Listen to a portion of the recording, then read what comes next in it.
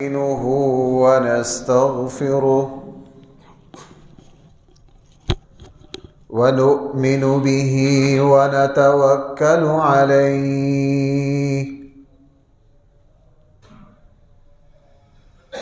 ونعوذ بالله من شرور أنفسنا ومن سيئات أعمالنا من يهده الله فلا مضل له ومن يضلله فلا هادي له ونشهد أن لا إله إلا الله وحده لا شريك له ونشهد أن سيدنا وسندنا ومولانا محمدا عبده ورسوله صلى الله تعالى عليه وعلى آله وأصحابه وبارك وسلم تسليما كثيرا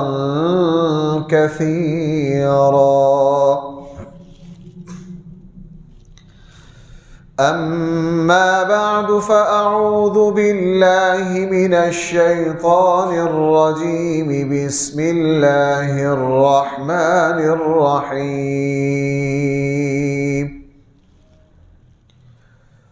ومن أحسن قولا ممن دعا إلى الله وعمل صالحا وقال إنني من المسلمين ولا تستوي الحسنة ولا السيئة ادفع بالتي هي أحسن فإذا الذي بينك وبينه عداوة كأنه ولي حميم وما يلقاها إلا الذين صبروا وما يلقاها إلا ذو حظ عظيم صدق الله مولانا العظيم. محترم سامعین کرام،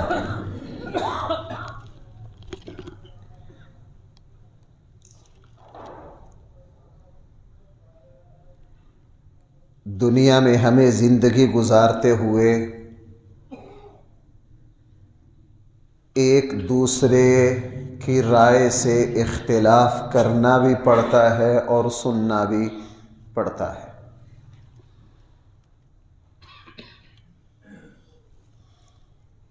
ایسا ممکن نہیں ہے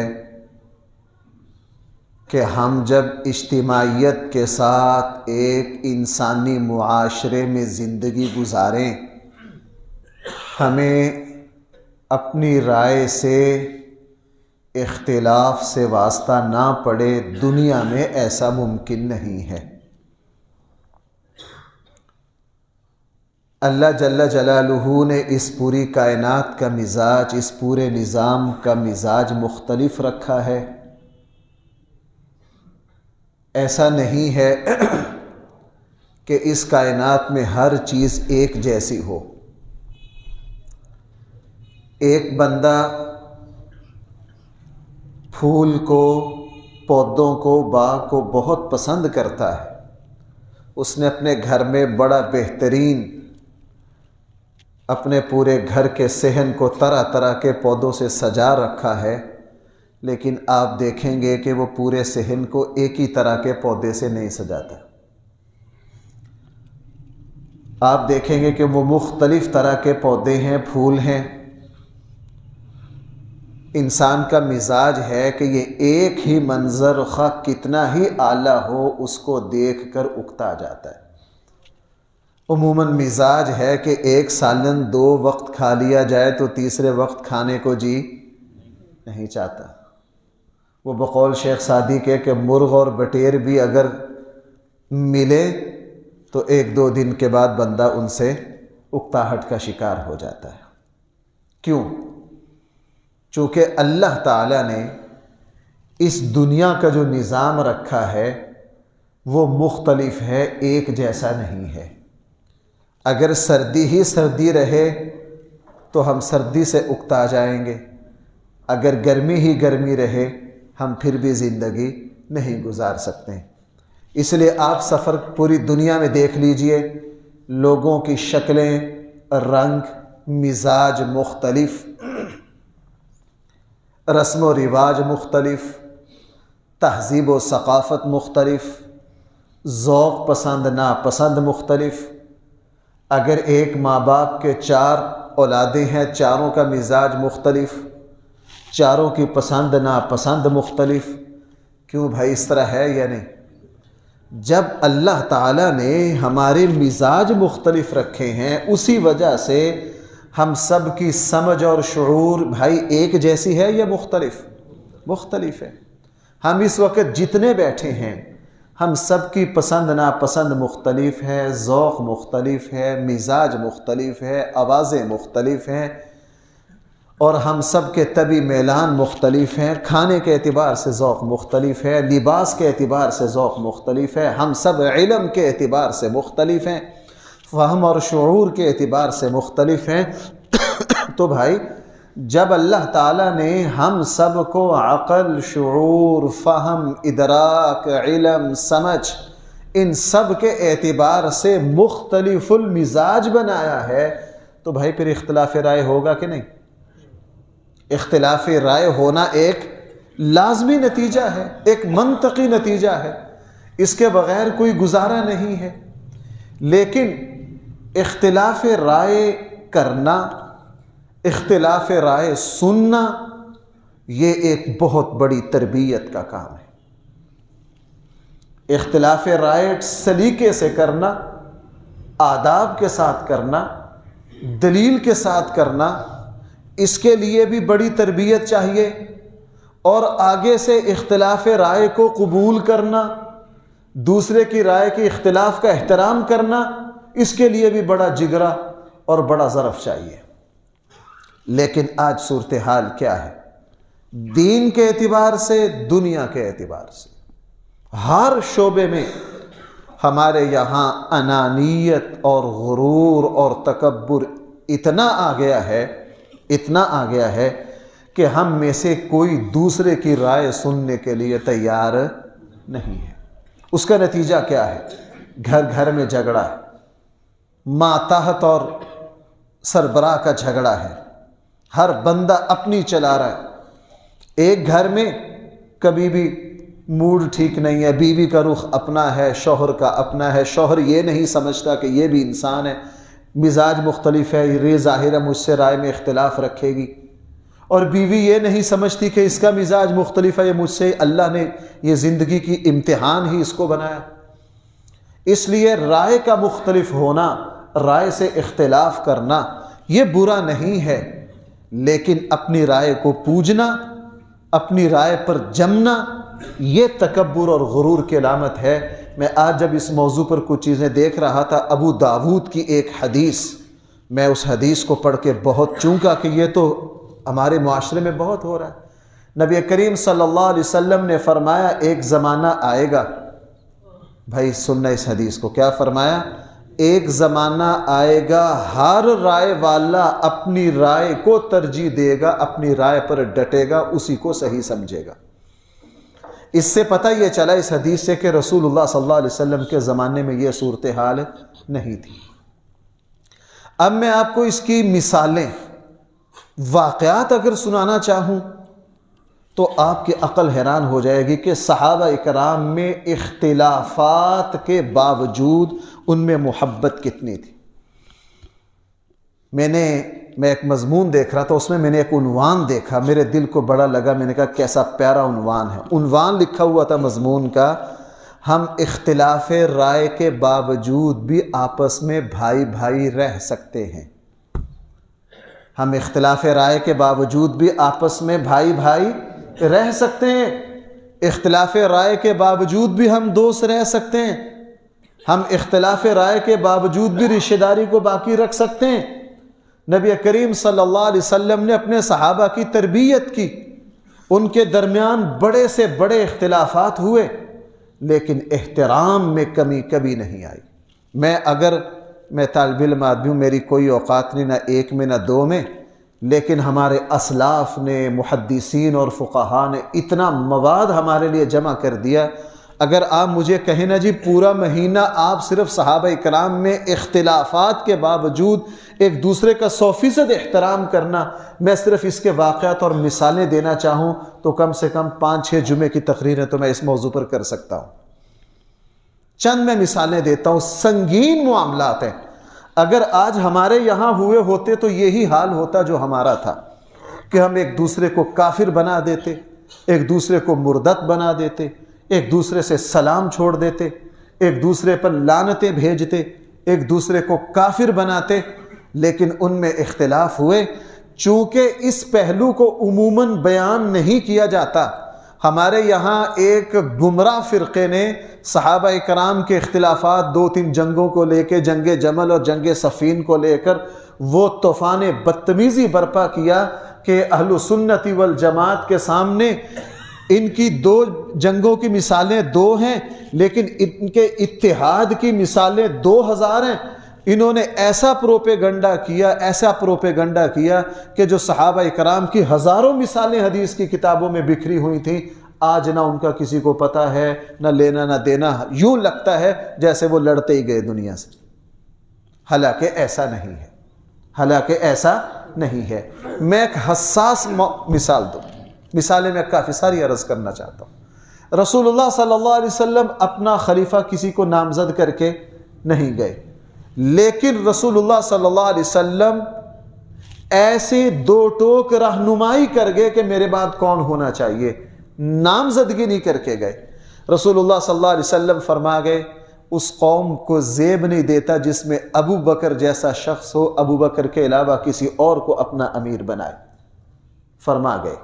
رسول اللہ صلی اللہ علیہ وسلم نے آخری وقت فرما دیا مسجد میں جتنوں کے دروازے کھڑکیاں کھلتی ہیں سب کیا کر دو، ابو بکر کی کھڑکی بند کھلی رہی. رسول اللہ صلی اللہ علیہ وسلم نے بیماری میں فرمایا میری جگہ کون نماز پڑھائے. 17 نمازیں رسول اللہ صلی اللہ علیہ وسلم کی جگہ کس نے پڑھائیں؟ اور اللہ کے نبی نے خود بھی پیچھے نماز پڑھ کے اپنے صحابہ کو بتا دیا. چونکہ ان کے یہاں یہ تو آج ہم نے کہہ دیا نا کہ نماز پڑھانا مولوی صاحب کا کام ہے، اس لیے ہمارے وزیر اعظم اور صدر کو جنازہ بھی پڑھنا نہیں آتا. حالانکہ نماز پڑھانا یہ تو انبیاء کا وصف تھا. یہ تو بھائی کس کی شان تھی؟ انبیاء کی شان تھی. بہرحال رسول اللہ صلی اللہ علیہ وسلم 8-10 ایسے اشارے دے گئے اپنی امت کو کہ میرے بعد خلیفہ کس کو بنائیں؟ صدیق اکبر کو. لیکن خود 2 ٹوک نامزد کر کے نہیں گئے. رسول اللہ صلی اللہ علیہ وسلم کی وفات کے بعد صحابہ کرام میں اختلاف ہو گیا. ثقیفہ بنو سعدہ میں کس کو خلیفہ نامزد کریں؟ انصار کی رائے تو ہم ہوں. اب وہاں جب کٹ ہوا، یہ موقع تھا کہ وہاں تلوار چل جانی چاہیے تھے. آج کے اعتبار سے ہماری سیاست میں تو سگے بھائی جناب کوئی بات چھڑ جائے تو دیکھے بات کہاں سے کہاں پہنچ جاتی. اب سارے اکابر صحابہ وہاں جمع تھے. کس کو خلیفہ بنائیں؟ انصار نے کہا ہم میں سے ہوگا، مہاجرین نے کہا نہیں ہم میں سے ہوگا. دلائل چلتے رہے. ایک انصاری صحابی نے کہا میرے رائے یہ ہے کہ امیر 2 ہونے چاہیے، ایک انصار میں سے اور ایک مہاجرین میں سے. حضرت عمر نے فرمایا نہیں. بحث چلتے چلتے جس وقت یہ حدیث سامنے آئی، رسول اللہ صلی اللہ علیہ وسلم نے فرمایا الائمۃ من القریش، خلافت جو ہوگی یہ قریش کا حق ہے. اور یہ سارے دلائل ایک مدینہ کے مدنی صحابی انصاری صحابی نے سارے دلائل کھڑے ہو کر دیے اور دلائل سے ثابت کیا کہ ہم میں خلافت کا حق صرف اور صرف کون رکھتے ہیں؟ ابو بکر رکھتے ہیں. جب سب کے سامنے دلائل آئے تو بھائی اب دڑا دھڑ بیعت ہونا شروع ہوئی، نہ کوئی جھگڑا ہوا، نہ کسی نے کسی کو گالی دی۔ بھائی منٹوں میں کیا ہوا، صدیق اکبر رضی اللہ عنہ کی سب نے بیعت کر لی، صرف ایک صحابی تھے ابو عبیدہ حضرت سعد بن عبادہ رضی اللہ عنہ، انہوں نے اختلاف کیا، انہوں نے فرمایا کہ نہیں، لیکن کسی نے ان کو برا بھلا نہیں کہا، ان کے مقام اور مرتبہ کو مد نظر رکھا۔ چونکہ مدینہ میں جو 8-10 پہلے صحابی ہیں ان میں سے سعد بن عبادہ بھی ہیں، اور سعد بن عبادہ نے اسلام کی اتنی خدمت کی، میں نے رسول اللہ صلی اللہ علیہ وسلم کی معیشت کے بارے میں فرمایا کہ رسول اللہ صلی اللہ علیہ وسلم جب مدینہ منورہ آئے تو تقریباً 1 سال تک جن صحابہ اکرام کے گھروں میں سے کھانا آتا تھا، ہر روز سب سے زیادہ کھانا 50 100 بندے کا کھانا سعد بن عبادہ کے گھر سے آتا تھا۔ اور اللہ کے نبی سعد بن عبادہ کے سے اتنا تعلق تھا کہ جیسے ہی پتہ چلا سعد بن عبادہ بیمار ہیں، رسول اللہ صلی اللہ علیہ وسلم نے اپنی قوم سے پتہ کیا فرمایا آؤ تمہارے اپنے ایک سردار کی عیادت کر کے آئیں۔ رسول اللہ صلی اللہ علیہ وسلم ان کا اب پتہ تھا کہ سعد بن عبادہ بڑے صحابی ہیں، مخلص صحابی ہیں، اسلام کی بڑی خدمات انجام دی ہیں، لیکن یہاں صدیق اکبر کی خلافت سے بھائی کیا کر گئے، اختلاف کر گئے۔ باقی پوری امت کا اتفاق ہو گیا، کسی نے سعد بن عبادہ کو برا بھلا نہیں کہا، کسی نے سعد بن عبادہ کو کافر نہیں کہا، اور حضرت سیدنا صدیق اکبر بھی اس بات کو سمجھتے تھے کوئی اختلاف۔ حضرت علی رضی اللہ عنہ نے 3 دن بیعت نہیں کی، 3 دن بیعت نہیں کی، کسی نے کوئی برا بھلا نہیں کہا۔ بھائی اس سے بڑی کوئی مثال ہو سکتی ہے؟ تیسرے دن حضرت عمر اور حضرت سیدنا صدیق اکبر حضرت علی کے دروازے پر گئے، حضرت علی سے پوچھا کہ آپ کی ناراضگی کی کیا وجہ ہے؟ حضرت علی نے فوراً حضرت طلحہ کو بلایا، حضرت زبیر کو بلایا۔ کس کو بلایا بھائی؟ حضرت زبیر کو بلا کر پھر اکٹھی گفتگو ہوئی، البدایہ والنہایہ، تقریباً سب نے اس کا ذکر کیا۔ حضرت علی نے حضرات شیخین سے یہ کہا کہ ہمیں آپ کی افضلیت کا اعتراف ہے، ہماری نظر میں بھی خلیفہ بننے کے حقدار آپ ہی ہیں، ہمیں صرف ایک شکوہ ہے کہ خلافت جیسے اہم معاملے میں مشاورت میں ہمیں شریک نہیں کیا گیا، ہمیں آپ کی خلافت سے اور آپ کے افضل ہونے سے کوئی، بھائی یہ سارے اختلاف رائے کی مثالیں بنتی ہے کہ نہیں کہ میں ویسے ہی دے رہا ہوں؟ بھائی ٹھنڈے تو نہ ہو جاؤ، سمجھ رہے ہیں؟ اب احترام دیکھیے، ابو بکر حضرت علی کی اختلاف رائے کا احترام کر رہے ہیں، اور حضرت علی جو ہیں وہ سیدنا صدیق اکبر کی۔ اب جب یہ کہا کہ جی مجھے شکوہ صرف یہ ہے کہ ہمیں مشاورت میں شریک نہیں کیا، تو حضرت سیدنا صدیق اکبر نے کہا کہ میری بات پر عمر بھی گواہ ہیں، ابو عبیدہ بن الجراح بھی گواہ ہیں، وہاں اچانک صورتحال ایسی بنی کہ ہمیں خلافت کے قضیے کو نپٹانا پڑا، ہم نے کوئی اکٹھی وہاں مشاورت بلائی نہیں تھی۔ اگر کوئی اہتمام ہوتا، بعض دفعہ اچانک کوئی صورتحال پیش آ جاتی ہے، وہاں اچانک صورتحال پیش آئی۔ جب حضرت سیدنا صدیق اکبر نے یہ وضاحت کی تو حضرت علی نے فرمایا ٹھیک ہے، میں آپ کی بیعت کے لیے تیار ہوں، چلیے مسجد میں۔ اور سیدنا صدیق اکبر ممبر پر آ کر بیٹھے، سب کے سامنے حضرت علی نے اور حضرت زبیر نے حضرت سیدنا صدیق اکبر کے ہاتھ پہ بھائی کیا کر لی؟ اب کوئی جھگڑا ہوا، کوئی اختلاف رائے ہوا، اور رسول اللہ صلی اللہ علیہ وسلم سے خود ان صحابہ نے 10 مرتبہ رائے کا اختلاف کیا۔ بھائی نبی سے کوئی اختلاف کر سکتا ہے، لیکن یہاں کیا، اللہ کے نبی تو کبھی ناراض نہیں ہوئے۔ سورہ حجرات کی ابتدائی آیات نازل ہونے کا سبب کیا بنا؟ بھائی آپ حضرات کو پتہ ہے نا، ماشاءاللہ آپ سارے پڑھے لکھے لوگ ہو، سورہ حجرات کی ابتدائی آیات جب اتری، فلاں قبیلے کا امیر کس کو بنائے، ابو بکر کی رائے اوتی اور حضرت عمر کی رائے، رسول اللہ صلی اللہ علیہ وسلم نے اس سے کوئی، آپ نے فرمایا ٹھیک ہے۔ غزوہ احد میں مدینہ کے اندر رہ کر جنگ کریں یا باہر جا کر جنگ کریں، نوجوان صحابہ کی رائے یہ تھی کہ ہمیں بدر میں بہادری دکھانے کا موقع نہیں ملا، ہم اللہ کے نام پر جوہر شجاعت کے دکھانا چاہتے ہیں، باہر جا کے لڑیں گے میدان میں۔ اور آپ سب کو پتہ ہے رسول اللہ صلی اللہ علیہ وسلم کی رائے کیا تھی؟ آپ کی رائے یہ تھی کہ نہیں، مدینہ کے اندر رہ کر مقابلہ کریں۔ عبداللہ ابن ابی اور بڑے صحابہ کی رائے یہ تھی، لیکن چونکہ ان کا مزاج تھا، وہ ایک دوسرے کی رائے کے اختلاف کو حوصلے سے سنتے تھے، برداشت کرتے تھے، اور اختلاف رائے کرنے والا بھی ادب سے اختلاف رائے کرتا تھا۔ اب جب نوجوان صحابہ نے اصرار کیا، رسول اللہ صلی اللہ علیہ وسلم نے فرمایا ٹھیک ہے۔ آپ علیہ السلام ڈبل زرہ پہن کر، جنگی لباس پہن کر جب گھر سے نکل آئے، پھر نوجوان صحابہ کو احساس ہوا کہ ہمیں اللہ کے نبی کو مجبور نہیں کرنا چاہیے تھا۔ پھر گئے، پھر رسول اللہ صلی اللہ علیہ وسلم فرمایا نہیں، نبی جب جنگ کا لباس پہن لے تو بغیر جنگ کیے نبی کو اس کو اتارنے کی اجازت نہیں ہوتی۔ اب چونکہ میں لباس پہن کر گھر سے باہر آ گیا ہوں، اب ہم نے میدان میں جا کے ہی جنگ کرنی ہے۔ لیکن بھائی صحابہ کرام کو رسول اللہ صلی اللہ علیہ وسلم نے اپنی رائے سے اختلاف کرنے کا حق دیا کہ نہیں؟ بھائی سمجھ آ رہی ہے میری بات؟ رسول اللہ صلی اللہ علیہ وسلم کی زندگی میں اس کی میں نے عرض کیا اتنی مثالیں۔ آپ علیہ السلام غزوہ خندق سے فارغ ہوئے، فارغ ہونے کے بعد، اور چونکہ حضور کی زندگی کا مشکل ترین غزوہ تھا، رسول اللہ صلی اللہ علیہ وسلم جب قرآن نے سورہ احزاب میں ذکر کیا، آندھی اور طوفان آیا، مکہ والے سارا عرب دم دبا کر بھاگ گیا، اور صحابہ اکرام کا تقریباً 1 مہینہ کے لگ بھگ اس جنگ میں خرچ ہو گیا، اور اب سکھ کا سانس لیا۔ حضرت جبرائیل آگے، حضرت جبرائیل نے کہا اللہ کے حبیب آپ لوگوں نے تو جنگ کا لباس اتار دیا ہے، ابھی تک اللہ کے فرشتوں نے تو نہیں اتارا، وہ تو ابھی تک اسی طرح فوجی دستے تیار کھڑے۔ رسول اللہ صلی اللہ علیہ وسلم فوراً سمجھ گئے، فرمایا کیا حکم ہے؟ تو حضرت جبرائیل نے کہا بنو قریظہ پر حملہ کرنا ہے، چونکہ خندق میں یہودیوں نے اندر سے سازش کی تھی۔ 1 مہینہ رسول اللہ صلی اللہ علیہ وسلم صحابہ کے لیے آستین کا سانپ بنے رہے، یہودیوں کا قبیلہ بنو قریظہ۔ اللہ کی طرف سے حکم آیا، سورہ احزاب میں قرآن نے ان کا بھی تذکرہ کیا بدبختوں کا، فرمایا اللہ کے فرشتے تو ابھی اسی طرح تلواریں لگائے کھڑے ہیں، چلیے۔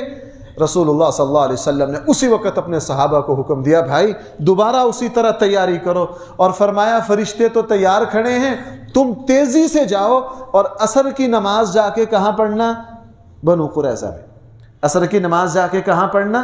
بنو قریظہ میں۔ اب صحابہ اکرام گئے، جب گئے چونکہ بنو قریظہ جو ہیں آج اس وقت تو وہ محلہ مدینہ میں آ گیا ہے، لیکن اس زمانے میں تقریباً وہ 3 کلومیٹر بنتا ہے۔ جب وہاں گئے تو وہاں جا کے جاتے جاتے عصر کی نماز کا وقت قریب آ گیا۔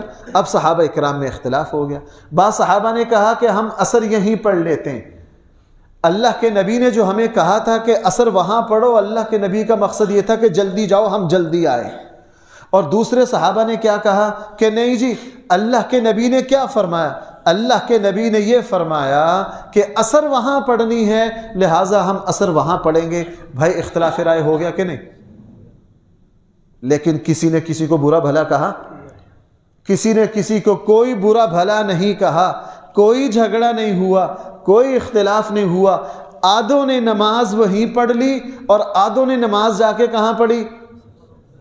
یہ تھی تربیت۔ آج ہمارے لیے مصیبت بنی ہوئی ہے، اگر ہمارے مزاج کے خلاف کوئی بات کر دے تو ہم لڑنے کے لیے بازو چڑھا لیتے ہیں۔ ہم کیا کر لیتے ہیں؟ بازو چڑھا لیتے ہیں۔ طرح طرح اس وقت 3-4 سال سے ہمارے یہاں تو اختلاف رائے کا ایسا گند پڑا ہے کہ ہماری ساری نسل بدتمیز ہو کر رہ گئی ہے۔ آپ کسی سے رائے کا اختلاف کرو، اگر آپ استاد بھی ہیں، عمر میں بڑے بھی ہیں، کوئی کسی کا لحاظ نہیں کرے گا۔ ابھی میں ایک جگہ سفر میں تھا، مجھے کراچی، میں نے وہاں گاڑی میں 2 صاحبوں کو بحث کرتے دیکھا، تو ایک نوجوان ایک سفید ریش بزرگ سے اتنی بدتمیزی سے پیش آیا، بحث ہو رہی تھی موجودہ سیاست پر کہ جناب یہ اسلام آباد جانا چاہیے کہ نہیں۔ وہ جو نوجوان تھا وہ انقلابی تھا، نیا پاکستان والا تھا۔ اس نے، میں نے بعد میں پوچھا یہ کیا رشتہ ہے؟ کہنے لگا جی باپ بیٹا ہے۔ کیا؟ باپ بیٹا۔ میں نماز وضو کے لیے نکلا اس سے، تو مجھ سے رہا نہیں گیا۔ میں نے اس سے کہا، میں نے کہا یہ یار، اب اس کو سمجھانا تو تھا نا، میں نے اس نوجوان کو کہا یار یہ بابا بالکل ہی جاہل لگتا ہے، آپ ایسے کرو جوتا نکال کے نا 3-4 مارو ان کے سر میں۔ اب چپ، خاموش۔ میں نے کہا یار تمہیں شرم نہیں آتی؟ اپنے والد کے ساتھ اس طرح بدتمیزی کر رہے. ایک سیاسی ایک عام سا مسئلہ ہے, ایک اقتدار کی جنگ ہے, اس باپ کے سامنے اونچا بول رہے ہو. حدیث میں ہے کہ جنت کا سب سے بڑا دروازہ کون سا ہے؟ جس باپ سے نسب ملا, جس باپ نے تیرے پیدا ہونے پر تیرا عقیقہ اور جشن منایا, وہ باپ جو تجھے بڑھاپے میں بھی خود بوڑھا ہو گیا, تیری جوانی میں بھی تجھے ٹھوکر لگ جائے تو اس باپ کی دل کی دھڑکن تیز ہو جائے. اپنے لیڈروں اس باپ کے سامنے اونچا بول رہے. ادھر آئیے, چونکہ ہماری تربیت نہیں ہے. اب صحابہ اکرام اس سے بڑی مثال دوں, وہ اتنی بڑی مثال ہے. غزوہ احد میں آپ سارے حضرات جانتے ہیں, رسول اللہ صلی اللہ علیہ وسلم نے جبل رمات پر 50 صحابہ کو کھڑا کیا تھا. کیا فرمایا تھا؟ ہمارے ساتھ کچھ بھی ہو جائے آپ نے درے کو چھوڑنا. ان 50 صحابہ سے غلطی ہو گئی, غلطی ہو گئی. اللہ کے نبی کے ارشاد کی منشا کو سمجھ نہ سکے. قرآن کہہ رہا ہے تم نے کوتاہی کی ہے, تم نے غلطی کی ہے. وہ سمجھے کہ اللہ کے نبی کا یہ جو حکم تھا یہ جنگ تک تھا, اب جنگ میں ہم کیا جیت گئے, اب مال غنیمت کا وقت ہے, حالانکہ جنگ ابھی ختم ہے. وہ اپنی دانش میں سمجھے کہ جنگ ختم ہو گئی ہے. غلط سمجھ رہے تھے, ان کی رائے غلط تھی, قرآن کہہ رہا غلط تھی. انہوں نے کیا کیا؟ پیچھے والا درہ چھوڑ دیا, اور ان کے امیر نے منع کیا کہ نہ نہ نہ, یہ پیچھے والا درہ نہیں چھوڑنا. چھوڑ دیا, پیچھے والا درہ چھوڑ دیا. وہاں صرف 6-7 رہ گئے اور باقی سارے مال غنیمت لوٹنے لگ گئے. اور حضور اور آپ کے صحابہ مطمئن ہیں کہ ہماری پشت کیا ہے, مضبوط ہے. 50 بندے پیچھے کھڑے ہیں. خالد بن ولید جو بھاگے جا رہے تھے شکست کھا کے, جب انہوں نے دیکھا کہ جبل رمات پر تو 7 بندے, انہوں نے کہا ہو محمد سے اتنی بڑی غلطی ہو گئی. انہوں نے کہا لو جی کام بن گیا. اسی وقت آواز دی, سب کو اکٹھا کیا. انہوں نے کہا ہم تو سمجھے تھے کہ پیچھے درہ پشت مضبوط ہے, یہاں تو 7 بندے. سب کو جمع کیا, جمع کر کے حملہ کیا. 7 بندے کچھ بھی کیا کر سکتے تھے, 7 کے 7 شہید ہو گئے. اور حضور اور آپ کے صحابہ پیچھے سے غافل تھے, پتہ تھا کہ ہمارے 50 ذمہ دار کھڑے ہیں, اور پیچھے سے حملہ ہوا. آپ سب کو پتہ ہے غزوہ احد کی جیتی جتائی جو جنگ تھی یکدم کیا ہوگی, کایا پلٹ گئی. اور 70 جو ہے وہ شہید ہو گئے, اور 70 کیا ہوئے, زخمی ہو گئے, اور شدید زخمی ہو گئے. اور رسول اللہ صلی اللہ علیہ وسلم خود زخمی ہو گئے. آپ علیہ السلام گڑھے میں گر گئے. آپ علیہ السلام کے دندان مبارک ٹوٹ گئے. آپ کا رخسار مبارک مکمل کا مکمل پھٹ گیا. آپ کے چچا شہید ہو گئے, وہ مصعب بن عمیر جن کو مشابہت تھی قد کاٹھ میں رسول اللہ صلی اللہ علیہ وسلم کے ساتھ, ان کے پاس جھنڈا تھا, وہ شہید ہو گئے. اور مدینہ رسول اللہ صلی اللہ علیہ وسلم سے بعد میں پوچھا, اللہ کے حبیب آپ کی زندگی کا سب سے مشکل ترین وقت کون ہے, کون سا ہے, مشکل ترین دن کون سا ہے؟ عام اہل علم کی رائے بھی یہ ہے کہ حضور کی زندگی کے جو سب سے مشکل ترین ایام آئے ان میں سے ایک طائف کا دن ہے اور دوسرا احد کا. یہ ہوا کس سے؟ صحابہ اکرام کی غلطی سے. لیکن قربان جائیے نبی کریم صلی اللہ علیہ وسلم پر ایک جملہ مجھے نہیں ملا, ان 7 کے علاوہ جو باقی تھے اللہ کے نبی نے بلا کر ان کی سرزنش کی ہو, اللہ کے نبی نے ان کو برا بھلا کہا ہو, مجھے تاریخ میں نہیں ملا. سمجھ گئے کہ میرے شاگردوں سے کیا ہو گئی, غلطی ہو گئی, غلطی ہو گئی. ہاں دنیا سے جانے تک رسول اللہ صلی اللہ علیہ وسلم دعا کرتے رہے, اے اللہ بدر کے شہداء کو بخش دے, اے اللہ احد کے شہداء کو کیا کر دے. اللہ کے نبی احد کے شہداء کے لیے مغفرت اور زخمیوں کے لیے جنت کی بشارت وہ تو کرتے رہے. میرے علم میں نہیں ہے, مجھے کہیں نہیں ملا کہ رسول اللہ صلی اللہ علیہ وسلم نے باقیوں کو بلایا ہو اور ان کو لان تان اور ڈانٹ ڈبٹ کی ہو. اللہ کے نبی سمجھ گئے کہ میرے شاگردوں سے کیا ہو گئی, قرآن نے کہا غلطی کر گئے ہو, لیکن آگے قرآن نے حضور سے پتہ کیا, اللہ کے حبیب ان کو معاف کر دیجیے, ان کو کیا کر دیجئے, معاف کر دیجئے. ان سے مشورہ کرتے رہیے, کوئی بات نہیں, ان سے غلطی ہو گئی. بھائی ہمارے جیسا ہوتا تو کوئی کون ہوتا ہے ہماری رائے سے اختلاف کرنے والا, اس کی ایسی تیسی ہم اس کو جناب اس کا جینا نہ حرام کر دیں گے. اگر یہ ہمارا 40 سال کا دوست ہے تو پھر کیا, اگر ہمارے مسجد کے مولوی صاحب ہیں پھر کیا، اگر میرے والد ہیں پھر کیا، جناب ایک طرف سے عمران خان کا ماننے والا آئے گا، ایک طرف سے نواز شریف کا ماننے والا آئے گا، کسی کی کوئی حیا نہیں، کوئی نہیں دیکھے گا کہ ادھر میرا باپ ہے یا ادھر میرا بھائی ہے۔ لیکن بھائی صورتحال یہ کیوں بنی؟ حقیقت یہ ہے کہ ہم تربیت سے بہت نیچے آ گئے۔ میں ان موضوعات پر جمعے کی تقریریں کیوں کرتا ہوں؟ ان تقریروں کا تعلق ہماری کردار سازی سے ہے، ہماری تربیت سے ہے۔ بھائی میں کوئی فضول بات تو نہیں کر رہا، آپ کا وقت تو نہیں ضائع کر رہا ہوں۔ اگر یہ باتیں ہمارے تربیت کا حصہ ہوتی تو آج ہماری صورتحال یہ نہ ہوتی۔ نبی کریم صلی اللہ علیہ وسلم کی زندگی میں آپ نے اپنے صحابہ کی تربیت کی کہ جناب جب تمہارا شعور مختلف ہے، تعلیم مختلف ہے، عقل مختلف ہے، مزاج مختلف ہے، تمہارے آپس میں بھائی کیا ہوں گے؟ اختلاف رائے ہوگا، لیکن تم نے اختلاف رائے کو کیا کرنا ہے؟ برداشت کرنا ہے۔ آج ہمیں نہ اختلاف کرنے کا طریقہ آتا، نہ اختلاف کرنے کا طریقہ آتا، اور نہ اختلاف رائے برداشت کرنے کا۔ اگر کوئی اختلافی رائے کرے گا ماشاءاللہ وہ یہ نہیں دیکھے گا، وہ چھوٹی چھوٹی بات پر۔ میں کل گجرانوالہ نماز پڑھ رہا تھا، ایک جگہ عصر کی نماز پڑھی، وہاں دو بابے نماز کے ٹائم پر لڑ پڑے۔ ایک کہہ رہا تھا نماز 3:45 کرو، دوسرا کیا کہہ رہا تھا 4 بجے کرو۔ اچھا خاصا دھماکہ ہو گیا وہاں، میں سمجھتا نہیں کیا ہو گیا، 2 ہوئے، 3 ہوئے، 3 4 ہوئے، وہ ہاتھوں پائی تک پہنچ گئے۔ اب جس نے اختلاف رائے کرنا تھا اس کو اختلاف رائے کرنا نہیں آیا، اس نے سلام پھیرتے شور مچا دیا۔ حالانکہ دیکھو بھائیو میری ایک بات سمجھو، مسجدوں میں بھائی ٹائم پر جھگڑے ہوتے ہیں کہ نہیں؟ حالانکہ آغاز سے لے کے انتہا تک، میں بطور مثال کہہ رہا ہوں، مجھے یاد نہیں ہے 2 ٹوک وقت، مثلا عصر کا جو وقت ہے اگر وہ 3 بجے سے شروع ہو کر 4:30 تک ہے تو بھائی یہ 1.5 گھنٹے میں جب چاہو پڑھ لو، اپنے انتظام کے لیے کوئی وقت طے کر لو۔ اگر جلدی پڑھنا ہے جلدی پڑھ لو، لڑائی کس بات کی؟ جو 3 بجے ٹائم شروع ہو رہا ہے، جو 3:15 پڑھ رہا بھائی اس کی بھی ہو گئی، جو 3:30 پڑھ رہا اس کی بھی ہو گئی، جو 3:45 پڑھ رہا اس کی بھی ہو گئی، لڑائی والی۔ چونکہ اختلاف رائے کرنا نہیں آتا، ہم تو چھوٹی چھوٹی بات پر بازو چڑھا لیتے ہیں، ہم تو چھوٹی چھوٹی بات پر کیا چڑھا لیتے ہیں؟ ان میں اتنے بڑے مسائل۔ میں کسی درس میں عرض کر رہا تھا، حضرت عائشہ رضی اللہ عنہا کا عام صحابہ اکرام سے 40 مسائل میں اختلاف ہے۔ کتنے مسئلوں میں اختلاف ہے؟ 40۔ آج تک حضرت عائشہ کا کسی نے کوئی مناظرہ سنا ہو، کوئی جھگڑا سنا ہو؟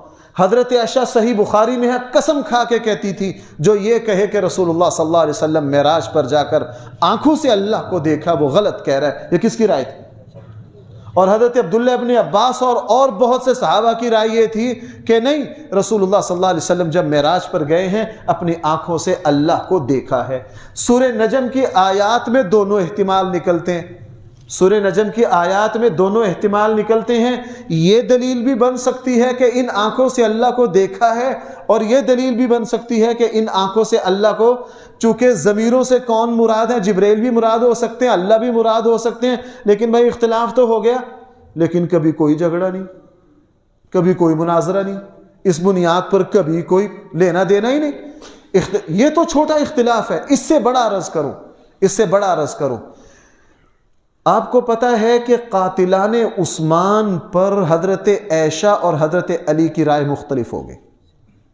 حضرت امیر معاویہ، حضرت طلحہ، حضرت زبیر، ان کی رائے اور تھی، حضرت علی کی رائے اور تھی، اختلاف رائے ہو گیا۔ یہ اختلاف رائے اتنا بڑا کہ جنگ تک نوبت آ گئی، جنگ جمل ہوئی۔ لیکن جنگ جمل انہوں نے کی، میرا یہ موضوع نہیں ہے بھائی جو میں مثالیں دے رہا ہوں، اگر کسی کو غلط فہمی ہو تو مجھ سے بات۔ جنگ جمل انہوں نے آپس میں نہیں کی، وہ میں محرم کے دنوں میں کئی مرتبہ بتا چکا ہوں کہ کن خبیثوں کی خباثت سے۔ یہ تو رات کو مذاکرات کر کے صلح کر کے اطمینان سے سوئے تھے کہ رات میں ایک اور فریق تھا عبداللہ ابن سبا بدبخت، ان کی نالاقی سے یہ جنگ ہوئی، غلط فہمی سے یہ جنگ ہو گئی۔ بہرحال اب جب جنگ ہو گئی، شدید اختلاف تھا، اور حضرت عمار بن یاسر اس جنگ میں کس کے ساتھ تھے؟ حضرت علی کے ساتھ۔ بھائی آپ سو تو نہیں گئے؟ کس کے ساتھ تھے؟ اب حضرت عمار بن یاسر حضرت علی کے ساتھ ہیں۔ حضرت عمار بن یاسر کو اختلاف ہے کس سے؟ حضرت عائشہ سے۔ جنگ کے کافی عرصے بعد ایک صاحب کو حضرت عمار بن یاسر نے حالانکہ حضرت عائشہ سے اختلاف کرتے ہیں، یہ کہتے ہوئے سنا کہ وہ حضرت عائشہ رضی اللہ عنہا کو برا بھلا کہہ رہا تھا۔ جیسے ہی عمار بن یاسر نے سنا، اور اسی رائے کی وجہ سے کہہ رہا تھا جس میں حضرت عمار بن یاسر خود اختلاف کرتے ہیں، کس سے؟ حضرت عائشہ سے۔ جیسے ہی عمار بن یاسر نے اس شخص کو سنا، فوراً کہا بکواس بند کرو، اپنی زبان کو لگام دو، تمہیں نہیں پتا حضرت عائشہ رضی اللہ عنہا جس طرح دنیا میں رسول اللہ صلی اللہ علیہ وسلم کی بیوی ہیں، جنت میں بھی حضرت عائشہ رسول اللہ صلی اللہ علیہ وسلم کی بیوی ہیں، تم کون ہوتے بولنے والے؟ تم کون ہوتے ہو بولنے والے؟ اس کی ہرگز کسی کو زبان درازی کی اجازت نہیں دی۔ اور صحابہ حضرت امام شافعی رحمہ اللہ، امام شافعی رحمہ اللہ کا اختلاف ہو گیا ایک عالم دین سے، مناظرہ بھی ہوا، ساری رات ان سے گفتگو چلتی رہی، اور گفتگو میں تھوڑی سی شدت بھی آ گئی، دلائل دونوں طرف سے چلتے رہے۔ جب مجلس مکمل ہو گئی، امام شافعی اپنے موقف پر ہے، وہ اپنے موقف پر ہے۔ جب جانے لگے تو امام شافعی نے اس عالم کا ہاتھ پکڑ لیا، اور ہاتھ پکڑ کر پتہ کیا کہا؟ کہا اے میرے بھائی، ہم اختلاف کے باوجود بھی ایک دوسرے کے بھائی رہ سکتے ہیں، اس میں ہمارا کوئی تنازع نہیں ہے، اس لیے تو میرا بھائی ہے اور میں تیرا بھائی ہوں۔ ہم جب مدرسے میں پڑھتے تھے، نماز میں ائمہ کے درمیان 102 اختلاف ہیں۔ بھائی کتنے اختلاف ہیں؟ 102۔ ہمارے استاد ہمیں حدیث پڑھاتے ہوئے یہ کہا کرتے تھے کہ نماز میں ہی ہمارے امام شافعی سے 102 اختلاف آئیں گے، لیکن ایک بات کان کھول کے سن لو، جس شخص نے ایک لفظ بھی امام شافعی کے لیے بے ادبی کا بول دیا، اس کا علم کا نور جاتا رہے گا، اس کے علم کا نور جاتا رہے گا۔ اسی لیے ہم نے جب مدرسوں میں پڑھا، جس طرح امام صاحب کی رائے کو پورے ادب سے ذکر کیا جاتا تھا، امام شافعی رحمۃ اللہ علیہ کی رائے کو بھی بالکل اسی طرح۔ امام اعظم ابو حنیفہ رحمہ اللہ کے شاگرد ہیں۔ بھائی آپ میری ان باتوں سے اکتا تو نہیں رہے، میں مثالیں پر مثالیں دیے جا رہا ہوں۔ مجھے امام ابو حنیفہ رحمہ اللہ کی جو 40 علماء کی کمیٹی تھی، جب بھی کسی مسئلے کو آخری شکل میں لکھا جاتا تو 40 علماء بحث کے بعد لکھتے۔ امام اعظم ابو حنیفہ کے بڑے شاگردوں میں ہے قاضی ابو یوسف اور امام محمد۔ ہمیں فقہ کی کتابوں میں ہم جگہ جگہ پڑھتے ہیں، جگہ جگہ کیا کرتے ہیں؟ پڑھتے ہیں کہ امام صاحب کے شاگرد 10 مسائل ایسے ہیں امام صاحب سے اختلاف کرتے۔ امام صاحب سے کیا کرتے تھے؟ حالانکہ قاضی ابو یوسف، امام محمد یہ شاگرد بھی ہیں، تربیت یافتہ بھی ہیں، ان کو پالا بھی امام اعظم ابو حنیفہ نے ہے۔ ان کو پالا بھی کس نے ہے؟ امام اعظم۔ امام ابو حنیفہ رحمہ اللہ کا اس طرح سبق ہو رہا تھا، ایک بچہ آ کے کھڑا ہو گیا، اور امام ابو حنیفہ نے دیکھا یہ بچہ گفتگو بھی کرتے رہے، بچے کے تاثرات بھی دیکھتے رہے کہ یہ بچہ بڑی ذہانت، بڑی توجہ سے سن رہا۔ سبق کے بعد امام ابو حنیفہ نے اس بچے کو بلا کے سر پہ ہاتھ پھیرا، بیٹا کون ہو؟ فلاں۔ کہنے لگا آپ یہاں ہماری باتیں کھڑے سن رہے ہو، آپ کو سمجھ آئی ہیں؟ کہا جی سمجھ آئی ہیں۔ کہا سناؤ۔ امام ابو حنیفہ نے 2-4 سوال کیے تو اس حیران کن اس بچے نے سارا ہی سنا دیا۔ اوہو، امام صاحب کو تو تلاش ہے، فوراً اس کے سر پہ ہاتھ پھیرا، بیٹا کہاں کہے ہو؟ فلاں۔ آپ کے ابا؟ کہا جی میں تو یتیم ہوں۔ کیا کرتے ہو؟ فلاں دھوبی کے پاس کپڑے دھوتا ہوں۔ وہ ہفتے کے کتنے پیسے دیتا ہے؟ جی مجھے 2 درہم دیتا ہے۔ کہنے لگا بیٹا ہفتے کے 4 درہم ملا کریں گے۔ کتنے؟ 4 درہم۔ یہاں آؤ میرے سبق میں آیا کرو۔ بیٹا آتا رہا، 2 مہینے سبق سنتا رہا۔ 2 مہینے کے بعد وہ دھوبی نے اس بچے کی ماں کو جا کے شکوہ کیا کہ جناب آپ کا بچہ تو آ ہی نہیں رہا۔ اب ماں نے پکڑ ڈنڈا لیا، چونکہ گھر میں تھا کوئی نہیں، ایک ہی بچہ تھا، بیوہ تھی۔ کہاں جاتے ہو؟ جب ماں تھوڑا ناراض ہوئی، کہا میں تو وہاں جاتا ہوں، وہاں کوفہ کی جامع مسجد میں فلاں جو عالم ہے ان کا سبق سنتا ہوں، مجھے وہ تو یہ پیسے کہاں سے لاتے ہو؟ جی مہینے کے آخر میں سبق سننے کی وہ مجھے تنخواہ دیتے ہیں، وہ پڑھنے کی کیا دیتے ہیں؟ اب امام ابو یوسف کی والدہ لڑنے کے لیے آئیں کس سے؟ امام ابو حنیفہ سے۔ کہا میں تو اپنے بچے کو کسی کام کا بنانا چاہتی ہوں، یہ آپ نے کیا کیا؟ امام ابو حنیفہ نے فرمایا میری بہن جتنا یہ کماتا اس سے ڈبل دوں گا۔ وہ راضی نہ ہوئی۔ پھر امام ابو حنیفہ نے جوش میں کہا میری بہن اس کو اس سبق میں آنے دے، ایک وقت آئے گا کہ یہ بادشاہوں کے ساتھ بیٹھ کر کھانا کھائے گا اور بادشاہ اس کے جوتے اٹھائیں گے۔ ماں نے کہا یہ مولوی کس طرح کی بات کر رہا، راضی ہو گئی. کیا ہو گئی؟ راضی ہو گئی. اتفاق سے ایک دن ہارون الرشید نے پیغام بھیجا. اس وقت پورے عالم اسلام کے چیف جسٹس تھے قاضی ابو یوسف. پیغام بھیجا، جناب چیف جسٹس تشریف لائیے، آج ہمارے یہاں پستے کے تیل میں روغن میں ایک بڑا اعلیٰ زعفران ڈال کے ایک حلوہ بنا ہے، یہ سال میں ہمارے لیے بھی ایک مرتبہ بنتا ہے، اور میں اپنے سب سے کسی خاص کو اس کو بلاتا ہوں، آج میرا جی چاہ رہا ہے میں آپ کے ساتھ بیٹھ کر کھاؤں. اب جب وہ لگے وہ پستے کے روغن میں زعفران کا بنا ہوا حلوہ جب قاضی ابو یوسف کھانے لگے تو وہ رونے لگ گئے. ہارون الرشید نے پوچھا جناب کیوں رو رہے ہو؟ کہنے لگا مجھے اپنے استاد یاد آ گئے، میرے استادوں نے میری ماں سے کہا تھا اس کو میرے سبق میں آنے دے، بادشاہ اس کے ساتھ بیٹھیں گے، اس کے جوتے اٹھائیں.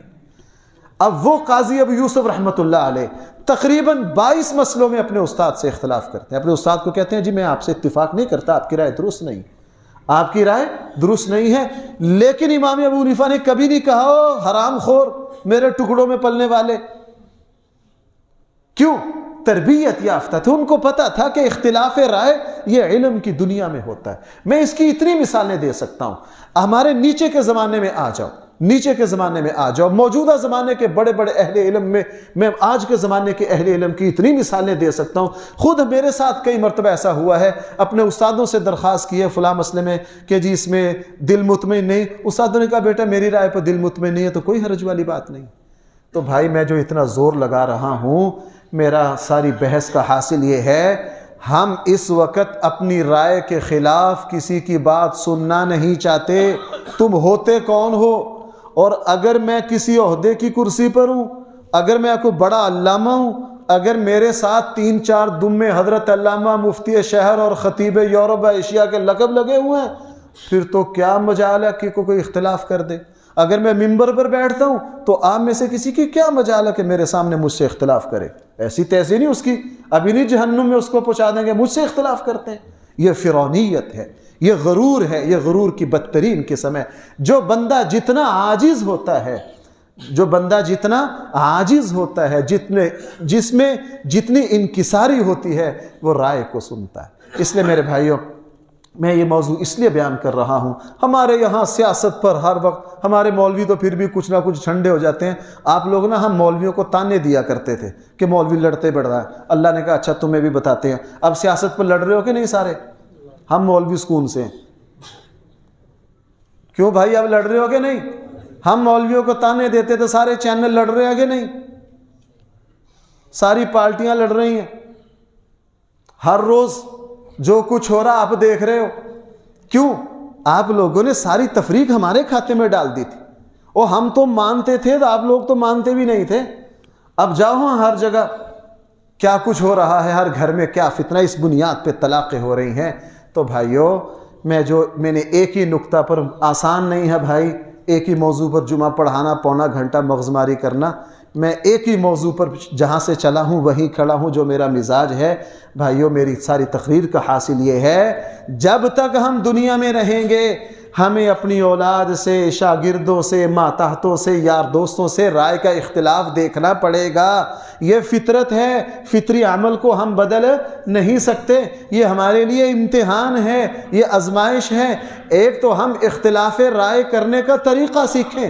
جب اختلاف کرنا ہو تو آگے والے کی عمر کو مد نظر رکھیں، آگے والے کے علم کو مد نظر رکھیں. کس کو مد نظر رکھیں؟ آگے والے کے علم کو مد نظر رکھیں. ہم یہ نہیں دیکھتے یہ میرا استاد ہے، ہم یہ نہیں دیکھتے یہ میرے ابا جی ہیں، میرے چچا ہیں. بس یہ ہوتا کون ہے اختلاف رائے کرنے والا؟ میں نے خود یہ دیکھا کہ میرے ایک دوست عمر میں بڑے ہیں، میرے ساتھ بیٹھے سیاسی گفتگو کر رہے تھے، میں ان کی سننا تھا. ان کا بیٹا نیا پاکستان والا تھا، غصے سے اٹھا، زور سے دروازہ مارا، اوگ گیا. میں نے کہا جناب اس کو ملیں گی برکتیں. اس کو کیا ملیں گی؟ اس کو ملیں گی برکتیں. اس لیے بھائیو خواہ سیاسی ہو خواہ مذہبی ہو، میں نے آپ کو اتنی مثالیں دے دی ہیں. میں مزید 2-3 جمعے کی تقریریں مزید مثالیں دے سکتا ہوں. بھائیو ہماری تربیت یہ ہے ہم کسی سے اختلاف کریں، کس کے ساتھ کریں؟ ادب کے ساتھ. بھائی بولو میرے ساتھ، اختلاف کس کے ساتھ کریں؟ ادب کے ساتھ. الفاظ احترام والے ہوں. ہمیں رائے سے اختلاف کرنا ہے، اگلے کی عزت پر حملہ نہیں کرنا، اگلے کی نیت پر حملہ نہیں کرنا. اختلاف کرتے ہی اگلے کو جہنم میں نہیں پہنچا دینا.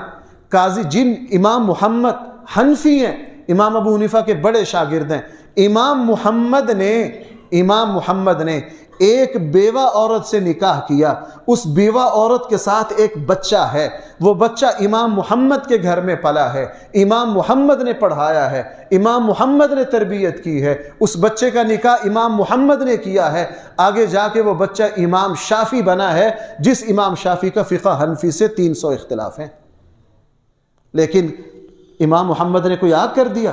بھائی یہ علم کی بات کر رہا ہے۔ امام شافعی کس کی بات کر رہے ہیں؟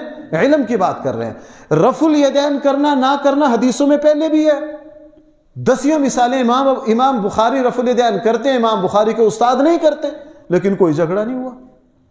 وہ چونکہ جس نے رفع الیدین نہیں کیا اس نے بھی دلیل کی بنیاد پر نہیں کیا، جس نے کیا ہے اس نے بھی کس بنیاد پر کیا؟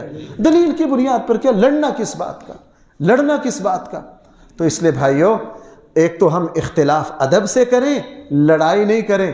ہاں میں اپنی مسجد کا نہیں کہہ رہا، کبھی دوست ناراض ہو جائیں، ہمارے ہاں ہوتا کیا ہے، جمعہ پڑھنے کے بعد جلسے کے بعد شادی میں اکٹھے ہوئے ہیں۔ ابھی ہم ایک جگہ شادی میں تھے، کھانا تھوڑا سا لیٹ ہو گیا تو ماشاءاللہ وہ ایک طرف سے کام گرم ہو گیا۔ میں نے کہا بھائی کھانا کھلاؤ ان کو۔ میں نے دور سے کہہ دیا کہ پکی بات ہے خان صاحب اور نواز شریف صاحب تشریف لائے ہوں گے، ابھی لڑ پڑے۔ تو بھائی ہو کیا گیا؟ آپس کے دوست ہو، رشتہ دار ہو، استاد شاگرد ہو، ادھر بھی مومن ہیں ادھر بھی مومن ہیں، کیوں لڑتے ہو؟ اس لیے بھائیو اختلاف رائے ادب سے کرو، اگر کوئی کرے اس کو تحمل سے سنو، اور اگر آگے والا بدتمیزی کر دے خود برداشت کرو۔ آخر میں صدیق اکبر رضی اللہ عنہ کی ایک بات سنا کر مکمل کر رہا ہوں، 2 منٹ اوپر ہو گئے۔ صدیق اکبر کو ایک شخص نے برا بھلا کہا، تو صدیق اکبر جیسے نے، جس نے نبی سے 14 مرتبہ سنا ہو کہ ابو بکر جنت میں جائے گا، جس نے 14 مرتبہ سنا ہو کہ جی جنت کا ہر دروازہ یہ خواہش کرے گا کہ ابو بکر میرے اندر سے گزریں، جس ہستی نے یہ سنا ہو، اس نے جب صدیق اکبر کو برا بھلا کہا تو صدیق اکبر نے اسے فرمایا بھائی جیسا تو کہہ رہا ہے، اگر تو سچا ہے اللہ مجھے معاف کرے، اگر تو جھوٹا ہے اللہ تجھے معاف کرے۔ اور گئے، نپٹا دی کہ نہیں 2 منٹ میں بعد؟ تو مجھے برا بھلا کہہ رہا، اگر تو سچا ہے میں برا ہوں، اللہ مجھے کیا کرے؟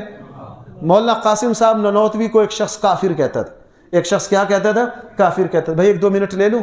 ایک شخص کافر کہتا تھا دلی میں، مولانا قاسم ننوتوی کے خلاف وہ اشتہار لگوایا کرتا تھا، فرمایا یہ کافر ہے، گستاخ رسول ہے۔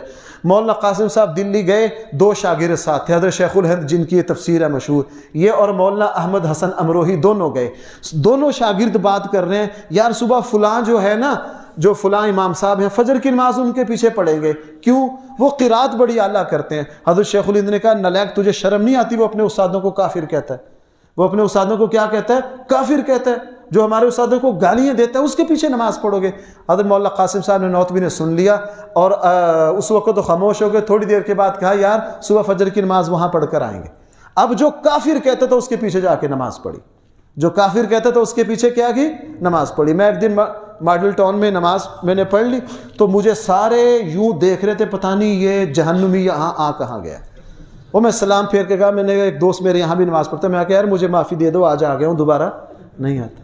سب حیران ہو گئے، تسبیح چھوڑ کے سبحان اللہ، سب پیچھے دیکھ رہے ہو، فاروقیہ والے مفتی صاحب نماز پڑھنے آئے تھے۔ اچھا، مولانا قاسم صاحب ننوتوی اس کے پیچھے نماز پڑھی۔